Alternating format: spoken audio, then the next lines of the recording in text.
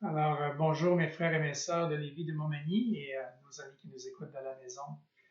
Euh, nous avons une belle journée devant nous aujourd'hui, c'est mardi le 19 mai. Et je prie le Seigneur qu'à travers sa parole ce matin, qu'il nous bénisse et qu'il se révèle d'une façon encore plus grande pour nous. Nous sommes en train de faire l'étude de comment surmonter nos combats émotionnels. Et ce matin, on va étudier un aspect où est-ce que Jésus nous dit de ne pas nous inquiéter. Dans ces temps où est-ce qu'il se lit beaucoup d'inquiétudes et d'angoisse dans notre société, je pense que c'est vraiment important de se tourner vers Dieu pour nos besoins. Et Dieu, dans le psaume 121, nous dit ceci à travers David, d'où me viendra le secours? Une bonne question. Mais il nous donne la réponse. Le secours me vient de l'Éternel. On a vu vendredi que l'inquiétude est opposée à la foi parce qu'elle nous vole notre paix. Elle nous épuise aussi physiquement et émotionnellement. Alors, j'aime beaucoup l'affirmation de l'apôtre Pierre quand il nous dit dans 1 Pierre, chapitre 5, « Déchargez-vous sur lui de tous vos soucis, car lui-même prend soin de vous. Lui-même prend soin de toi. » Et Dieu nous propose dans ça un échange qui est assez étonnant. Il dit, « Toi, décharge-toi sur moi, et moi, je vais prendre soin de toi. » Il ne nous dit pas comment il va le faire. Il nous dit juste qu'il va le faire. C'est une promesse qu'il nous fait. Je vais prendre soin de toi. Dans le psaume 91, on a vu que celui qui demeure sous l'abri du Très-Haut repose à l'ombre du Tout-Puissant. On a retenu particulièrement ces deux mots-là, demeurer et à l'ombre. Et demeurer, il n'est pas question d'une visite occasionnelle. Non, il est question de s'y établir. Il est question d'une résidence permanente. Au même titre que demeurer en Christ avec le salut et les serments. Il faut être solidement ancré en Dieu. Et au niveau de l'ombre, si on décide de demeurer à l'ombre des ailes de Dieu, notre vie, chers frères et sœurs, va être beaucoup plus confortable, surtout quand elle est éprouvante. Au lieu de laisser les tracas nous obséder, nous apprendrons à nous reposer, c'est-à-dire de nous repositionner à l'ombre de Dieu. Pour cela, il nous faut premièrement lâcher prise sur nos fardeaux. Et deuxièmement, lui remettre en ayant confiance qu'il peut et veut s'occuper de nous. Dieu veut être notre lieu de refuge, notre abri. Ce matin, nous allons passer à travers Matthieu 6, versets 25 à 34, où est-ce que Jésus nous parle vraiment comment arrêter de s'inquiéter. Parce que ça arrive, c'est ce qu'il nous dit. Parce que ça arrive, il nous dit cela, il nous donne cette réponse-là. Prions ensemble. Jésus, tu nous appelles à ne pas nous inquiéter à propos de nos besoins. On ne parle pas des désirs, mais des besoins, dans l'essentiel, parce que Dieu a promis de pourvoir. Jésus, aide-nous à bien saisir cet appel, sachant que tu nous en as libérés à la croix et que tu es avec nous tous les jours, dans la présence même du Saint-Esprit pour nous guider. On veut vraiment te remercier pour cela. Que toute la gloire te revienne. Amen. Alors, un des rappels que Dieu, qu'on a vu dans Mon âme a soif, dans Romains 1, 17, mon juste vivra par la foi.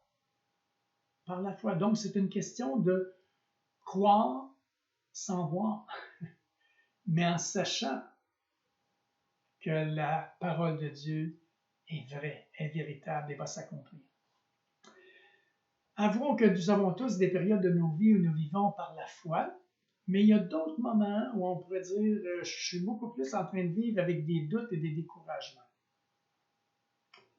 Maintenant, qu'est-ce qu'on peut faire quand on se retrouve en plein soleil, malgré nous, alors qu'on voudrait être à l'ombre de Dieu? Ou d'autres fois, où est-ce que c'est nous qui se sont éloignés de Dieu? Quelles sont les lumières qui clignotent sur la table de bord de notre vie, de notre cœur? Pour moi, je peux vous dire que je le sais immédiatement, c'est quand je perds ma paix. Que je me suis éloigné de l'ombre de Dieu. Alors, je dois absolument m'arrêter et lui demander, Seigneur, où est-ce que j'ai dévié de ta route? Où est-ce que j'ai arrêté de te suivre? Et je peux vous dire que généralement, c'est parce que j'ai commencé à m'inquiéter au sujet d'une chose ou d'une autre. Ou peut-être j'ai fait quelque chose de mal que je ne me suis pas encore repenti, donc je n'ai pas corrigé la situation.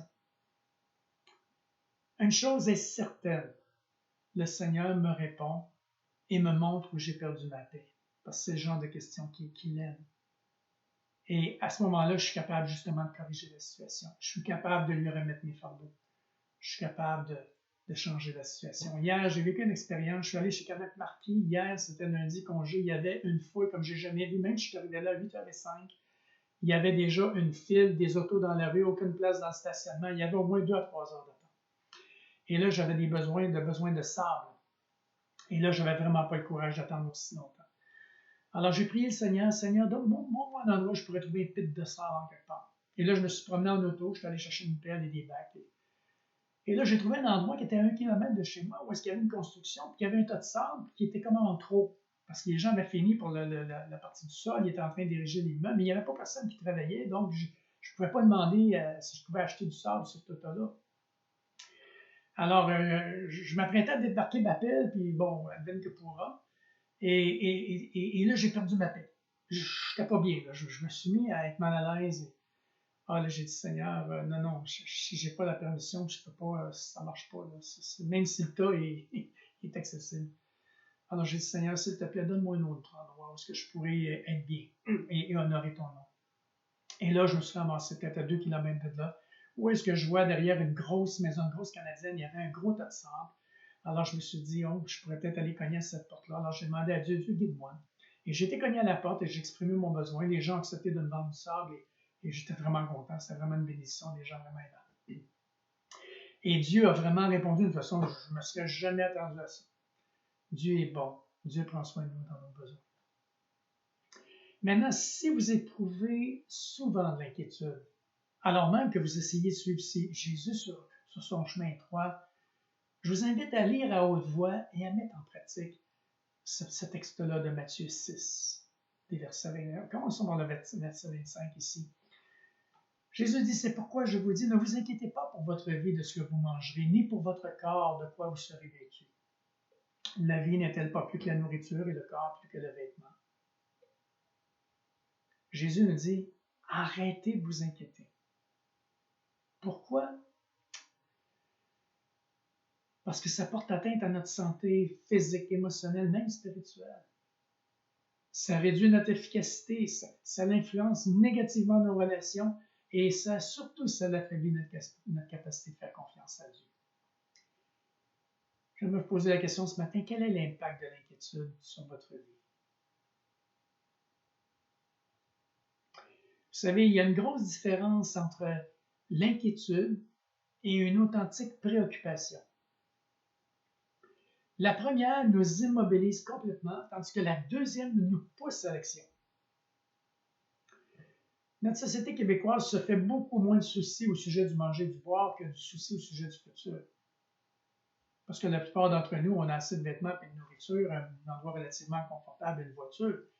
Mais quand les choses deviennent difficiles et que nous nous retrouvons face à des situations qui nous semblent impossibles ou qui sont hors de notre gestion, notre petit hamster commence à travailler en dedans et là, les scies commencent à se faire plus ça bombe. Si ça arrive qu'il arrivait telle chose, qu'est-ce que tu vas faire? Et l'inquiétude nous prend bras de corps. Et chacun de nous vit des choses comme ça. Présentement, les gens se posent la question, mais qu'est-ce que je vais faire si je suis contaminé par le coronavirus ou que je contamine quelqu'un, je suis contagieux, je ne le sais même pas, je suis asymptomatique, ou que je manque d'argent à cause de ma perte d'emploi. Vous savez, il y a un sondage CROP de la presse du 25 mars qui a été fait qui nous disait 57%. Retenez bien ça, 6 personnes sur 10 sont québécois, là, sont très inquiets des impacts économiques. Et on peut le comprendre. 41%, 4 sur 10 sont très inquiets des risques de propagation, c'est-à-dire d'être contaminés. Et 28%, 3 sur 10 sont très inquiets à l'idée d'avoir le coronavirus puis de devoir être hospitalisé et peut-être toutes les conséquences que ça pourrait avoir. En résumé, c'est qu'une grande partie de notre société vit dans l'inquiétude et l'angoisse et la crainte. Alors, suite à cette nouvelle pandémie d'inquiétude, les gouvernements ont engagé des psychologues et des psychiatres à la tonne pour qu'ils puissent répondre au téléphone, parce qu'ils ne travaillaient pas beaucoup, les autres là, pour calmer les gens. Parce que ça rend les choses compliquées. Vous savez, quand Dieu ne fait pas partie de l'équation, l'homme tombe systématiquement dans l'inquiétude, dans l'angoisse, dans le découragement. Jésus, lui, est notre thérapeute par excellence. Il nous donne une solution divine assez étonnante ici. Regardez les oiseaux. Verset 26. Regardez les oiseaux du ciel. Ils ne sèment, ils ne moissonnent, et ils n'amassent rien dans des greniers. Et votre Père céleste les nourrit. Ne valez-vous pas plus ou beaucoup plus qu'eux? Oui, frère. Oui, frères et sœurs, nous valons plus qu'eux. Jésus a dit, il n'a pas parlé d'aller vous installer sur le bord d'un beau lac ou sur une belle plage. Quoique ça pourrait vous donner du calme, mais pas la paix intérieure. Si vous êtes angoissé, vous allez être angoissé au bord du lac. Avez-vous déjà vu un oiseau faire une chute de pression ou une dépression nerveuse, pour le dire un peu plus humainement? Imaginez que ça pourrait se réaliser et que vous pourriez voir ses pensées. Alors, il se lève à 4 heures du matin, il n'a pas le goût de chanter ce matin-là. Il est angoissé parce qu'il n'est pas certain de se trouver un verre. Il dit dans sa tête, j'en ai besoin, j'ai faim, mais je ne suis pas sûr aussi que je vais aller pour en trouver un. Hey, s'il fallait que Dieu ce matin décidait qu'il n'y a plus de production de verre, hey, je mourrais de faim. Ah, puis s'il fallait que Dieu décide que sa production, là, qu'il y en aurait, mais qui ne serait plus mangeable, ça deviendrait des verres croustillants au lieu d'être des beaux verres bleu bien tendres. Encore d'autres choses, s'il fallait qu'il n'y ait plus de paille pour mon nid, ici. Non, mes frères. Non, mes frères et sœurs. Il n'y a pas d'oiseaux qui sont dépressifs. Ça n'existe pas. Jésus dit, regardez les oiseaux. Maintenant, pourquoi nous fait-il focusser sur les oiseaux? Parce qu'ils dépendent complètement de Dieu pour leur nourriture et passent leur journée à chanter comme des insouciants heureux. Ils ne font pas de dépression. Tous les matins, ils vont faire leur épicerie en volant et en chantant. Pas de problème. Jésus dit qu'ils sont thérapeutiques. Autrement dit, ce sont des antidépresseurs célestes gratuits et abondants. Je peux vous dire que tous les matins, je me réveille à 4 heures et je m'en réjouis, ce n'est pas un fardeau pour moi, c'est une joie. Chers frères et sœurs, quel avantage avons-nous à nous inquiéter? Au verset 27, qui de vous, par ses inquiétudes, peut ajouter une coudée à la durée de sa vie? Non, c'est le contraire. L'inquiétude raccourcit notre durée de vie si nous en faisons une habitude. Et il y a trop de gens qui vivent comme cela dans la société. C'est pour ça qu'ils se distribuent tant d'antidépresseurs et d'anti-anxiolytiques. Et c'est beaucoup là. De verset 28 au verset 30, il nous dit ceci. Pourquoi vous inquiétez au sujet du vêtement? Considérez comment croissent les lys des champs. Ils ne travaillent ni ne filent. Cependant, je vous dis que Salomon, même dans toute sa gloire, n'a pas été vêtu comme l'un d'eux. Si Dieu revêt ainsi l'herbe des champs, c'est-à-dire qui existe aujourd'hui et qui demain sera jeté au feu, ne vous vêtira-t-il pas à plus forte raison, gens de peu de foi? Alors Jésus nous dit, il y a une thérapie florale aussi. Jésus dit que les fleurs des champs, ils ne se battent pas avec des problèmes de la chair, eux autres. Elles ne se démènent pas pour atteindre le statut de la fleur à mode renommée. Elles sont là, tout simplement, dans toute leur beauté. Pour notre plaisir à nous, Dieu les a mis là, il les vêtit à merveille. Regardez n'importe quelle fleur. Moi, j'aime beaucoup le jardinage. Je m'émerveille de voir les formes, les couleurs, les soudeurs. C'est extraordinaire. La beauté que Dieu a créée, mais c'est pour nous qu'il l'a fait. Pensez-vous vraiment que nous sommes moins importants aux yeux de Dieu que les fleurs et les oiseaux?